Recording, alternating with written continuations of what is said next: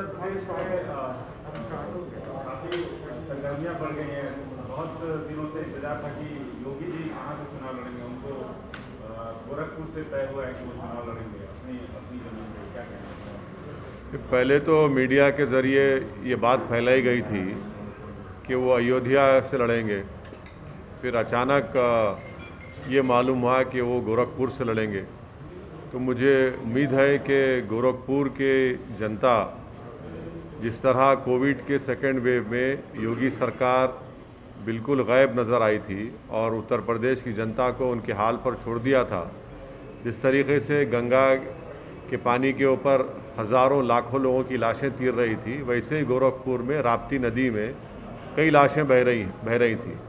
तो मुझे उम्मीद है कि गोरखपुर की जनता राप्ती नदी में जो गरीब आवाम की बेबसी और लाचारी और उनकी मौत और उनके भाई बहन बेटे की लाशें जो बह रही थी, वो उसको याद रखेंगी और एक अच्छा फैसला लेंगी योगी आदित्यनाथ के खिलाफ। सर, जैसे कि अभी योगी आदित्यनाथ गोरखपुर से लड़ रहे, पर बीजेपी ने साथ ही साथ अखिलेश यादव, प्रियंका गांधी और मायावती को भी चैलेंज किया है कि वो अपने कैंडिडेट्स सीट पे डिक्लेयर करें, या तो फिर वो डर गए हैं बीजेपी से। इलेक्शन जो लड़ा जाता है वो डेमोक्रेसी का एक उसूल है और उसके ऊपर लड़ा जाता है, तो डर किसी से डरा नहीं जाता। कैंडिडेट खड़ा किए जाएंगे और जनता फैसला करेगी।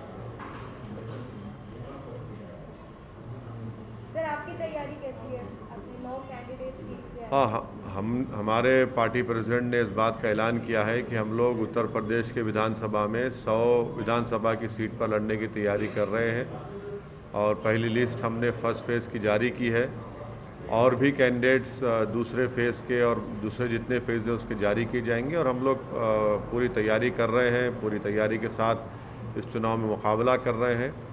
और जाहिर है कि इलेक्शन कमीशन के गाइडलाइंस को फॉलो करते हुए, क्योंकि फिज़िकल रैलीज़ अलाउ नहीं कर रहे हैं, तो हम लोग वर्चुअल रैलीज़ भी करेंगे और जो भी मॉडर्न टेक्नोलॉजी के जो टूल्स हमारे पास हैं उसको इस्तेमाल करेंगे इलेक्शन कमीशन के रूल्स और गाइडलाइंस को देखते हुए।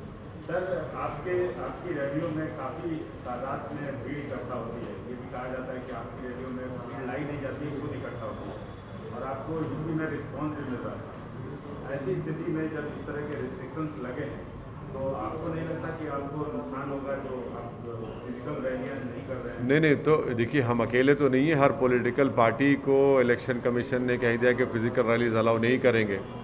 तो जब किसी को अलाउ नहीं कर रहे हैं तो फिर उसका दूसरा तरीक़ा ये है कि वर्चुअल रैली करें, सोशल मीडिया पे और डिजिटल मीडिया पे अपने प्रेजेंस को बढ़ाएं और वो कोशिश करेंगे। और इलेक्शन कमीशन ने और भी सहूलत दी है कि अगर एक हॉल होगा उसमें 50% कैपेसिटी पर आप वहाँ पर मीटिंग कर सकते, तो वो भी हम लोग देखेंगे। हम अकेले पार्टी तो नहीं है इसमें, सब पार्टीज़ हैं उसमें, तो जाहिर है सबको इस बात की तकलीफ़ है कि फ़िज़िकल रैलीज़ नहीं हो रहे हैं। मगर अब जो भी है, अब हमको उसको इस्तेमाल करके आगे बढ़ना है, अपने पैगाम को पहुँचाना है। और मुझे यकीन है कि जो हमने पिछले 4-5 महीने में मैंने करीब 60 के करीब सभाएँ की है, उसका भी अच्छा असर होगा। पर सर, क्या कोविड की वजह से रिजल्ट्स पे इम्पैक्ट पड़ेगा यूपी में? अब ये बताना मुश्किल है कि किस तरीके से कोविड फैलेगा, क्या होगा, बट अब इलेक्शन कमीशन ने अपने विजडम में फ़ैसला लिया है चुनाव कराने का, तो हम पॉलिटिकल पार्टीज़ में पूरा अपना ताउन देंगे, कोऑपरेट करेंगे ताकि लोग ज़्यादा से ज़्यादा निकल कर अपने वोट का इस्तेमाल करें और हमारी पार्टी के उम्मीदवारों को कामयाब करें। सर, मौजूदा रेस्ट्रिक्शंस के मद्देनजर आपका हैदराबाद से सुना गया है कि आपका हैदराबाद से आप कैंपेनिंग नहीं कर पा रहे हैं, तो लखनऊ में कैंप करने वाले हैं? नहीं, तो बात बिल्कुल सही है। अब जैसा ही ये हमारे कैंडिडेट्स का नॉमिनेशन हो जाएगा, प्रोसेस शुरू हो चुका है, तो यकीनन मैं लखनऊ भी जाऊंगा, वेस्टर्न यूपी में भी जाकर किसी जगह पर अगर हम वर्चुअल रैली करेंगे, आवाम से मुलाकात होगी या जो भी इलेक्शन कमीशन के रूल्स और गाइडलाइंस के तहत काम करना है करेंगे। सर, वही पुराना सवाल जो आपके बारे में कहा जाता है कि आप उत्तर प्रदेश में बीजेपी को जिताने के लिए मेहनत कर रहे हैं, ना कि अपनी सीटें भी। अब ये तो इल्ज़ाम ज़िंदगी भर मुझ पर लगता रहेगा, इसकी मुझे कोई फ़िक्र नहीं है। सवाल ये पैदा होता है कि 2014 में, 17 में, 19 में क्यों उत्तर प्रदेश में बीजेपी जीती। मेरे इस सवाल का जवाब कोई नहीं दे पा रहा है। इसलिए नहीं दे पा रहा है कि सच्चाई ये है कि ये तमाम नाम निहाद सेकुलर पार्टीज़ बीजेपी को हराने में नाकाम साबित हुई हैं। और ये भी कोई नहीं बता पा रहा है कि 2019 में MIM पार्टी सिर्फ 3 लोकसभा की सीट लड़ी तो बीजेपी कैसे 306 के ऊपर जीत जाती है। तो ये सब सवालात हैं। ये बौखलाहट का शिकार और फ्रस्ट्रेशन का शिकार होकर इनको अपनी शिकस्त नज़र आ रही है। इनके पास खुद आइडियोलॉजिकली और इंटेलेक्चुअली कैपेसिटी नहीं है बीजेपी को हराने की, तो इसीलिए मजलिस पर इल्ज़ाम लगाते हैं।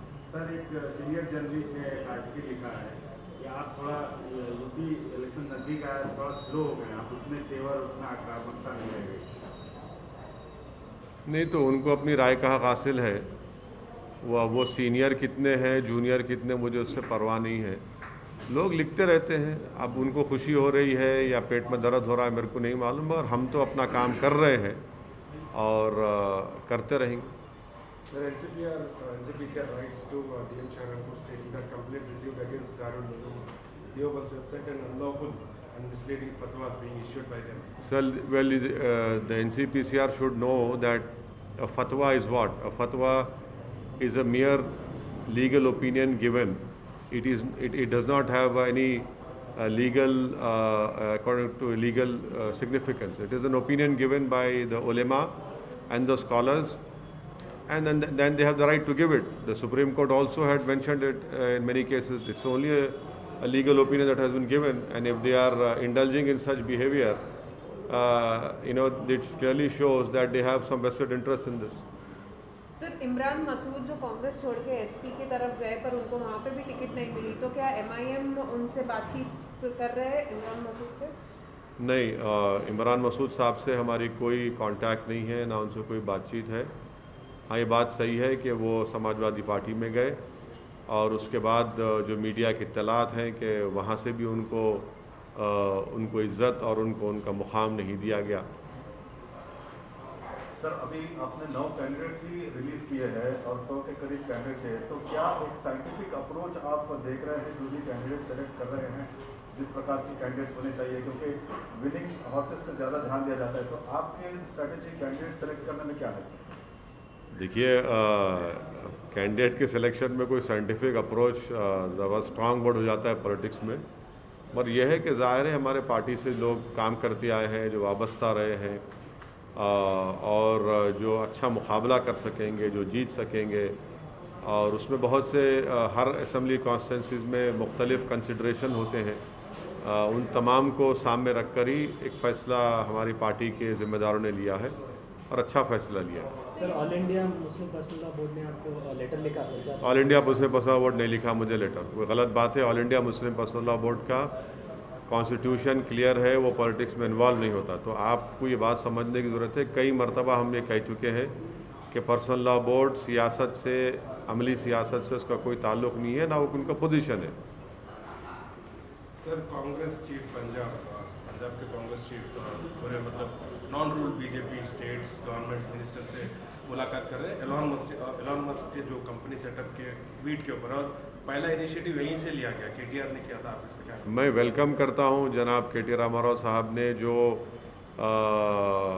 टेस्ला कंपनी को दावत दी तेलंगाना में आने की, यहाँ पर उन्होंने फैक्ट्री खोलने की, और स्टेट गवर्नमेंट ने ये कहा है कि वो हर तरह से सहूलतें देंगी, हर तरह से उनको मदद करेगी ताकि टेस्ला की फैक्ट्री भारत में तेलंगाना में शुरू हो। मैं वेलकम करता हूँ KTR के स्टेटमेंट का। उम्मीद करते हैं कि टेस्ला अगर भारत में अपनी फैक्ट्री को क़ायम करेगा तो तेलंगाना एक प्रोग्रेसिव स्टेट है जहाँ पर सबसे बड़ा एक इन्वेस्टमेंट डेस्टिनेशन बना हुआ है और इंफ्रास्ट्रक्चर और हर एतबार से बेहतरीन जगह है। उम्मीद करते हैं कि जो उन्होंने वेलकम किया है वो एक हकीकी रूप इख्तियार करे तेलंगाना में टेस्ला आकर। सर, उनका डिमांड्स डिफरेंट है और ये स्टेट्स मिलकर पॉलिटिक्स करना नहीं हो सेंटर के खिलाफ, तो जो भी डिसीजन लिया जाए मिलजुल के वजह से। सिर्फ नॉन बीजेपी रूल स्टेट्स ही उनको इनवाइट कर रहा है। तो बीजेपी रूल स्टेट्स भी इनवाइट करिए, कौन रोक रहा है उनको?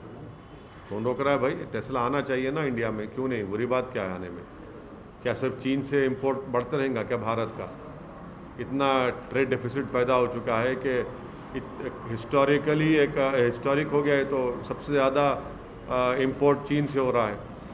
तो क्यों नहीं टेस्ला आने में क्या है, जब गवर्नमेंट बोल रही है कि इलेक्ट्रिक व्हीकल्स की प्रमोट करेंगे, पॉलिसी बनाए हैं, तो यकीनन कोशिश करनी चाहिए। Anything on alliance, sir? Are you looking for smaller parties to align with? Only time will tell, but as of now we are completely geared and ready to fight the election. If it happens, we'll let you know. Sir, anything on Malegaon? Nothing. It is now the ball is in NIA court. It is the NIA's duty to do justice to the people who have died in that bomb blast. The NIA should ensure that the victims and their family get a closure, and the closure can only happen when the accused are convicted by the courts of law, and that can only happen if NIA does their work with due diligence, with all the honesty and with fairness. Otherwise, I fear that what happened in Makkah Masjid bomb blast case, what happened in Khaja Ajmeri bomb blast case, what happened in Samjhauta bomb blast case, where there has been no justice has been done. We do not want the same fate to happen in this Malegaon bomb blast case.